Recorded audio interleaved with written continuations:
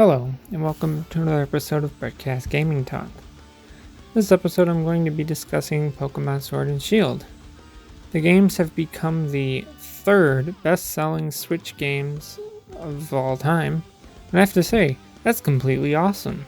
Even with all the crap that people were whining and complaining about before the game's release, these games still managed to sell extremely well, and I for one am glad that I pre-ordered Shield, because I love it. It's funny to me that people complained that there's only 400 Pokemon, and there's no National Dex, and some of the animations reported from the 3DS, and yet at the end of the day, with all those complaints, most people said they would still buy it, and they did. Doesn't matter if you played it for 10 minutes or 50 hours, you still paid for it and you still gave Nintendo money for it.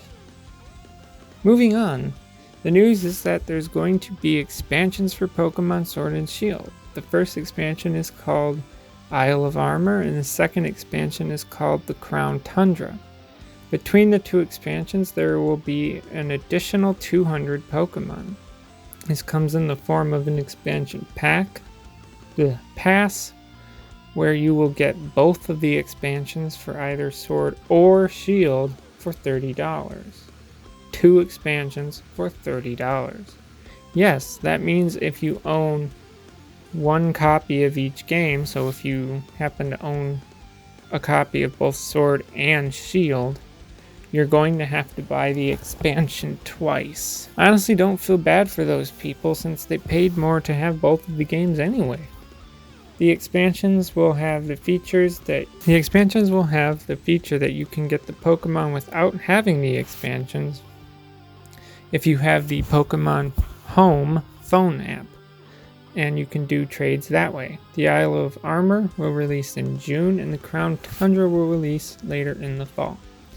People are already complaining about these expansions too. Okay, before the game came out, like the original Sword and Shield game, everyone complained about the lack of Pokemon, and now people are complaining that they're adding 200 Pokemon, but you have to pay $30 to get them, or $60 if you have both copies of the game, or whatever it costs to trade them, or do whatever with the Pokemon Home app. There's also people complaining about having to pay $60 for 2 expansion passes because they have both of the games. Again, I don't feel bad for those people. But personally, complaining about having to pay to get 200 additional Pokemon seems a bit stupid to me. People complain that Game Freak is doing basically what other game developers do by having paid DLC and expansions for the game. I mean, how much DLC does the average Call of Duty game have, or the average Sims game? How much of that is almost always, in Call of Duty's case, map packs? And how many Call of Duty players pay for them and don't complain about it? I understand it.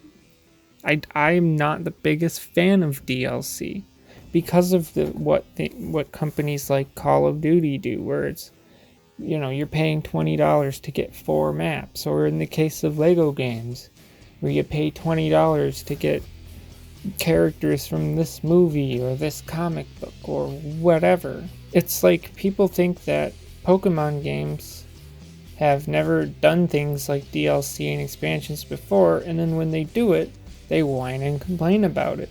You all bought the games when you initially complained about them, so I have no doubt that all the complainers that are complaining about the expansions will end up buying the expansions anyways. That's all I have to say, so if you want to add to the conversation, leave a comment below. As always, thanks for listening, and goodbye.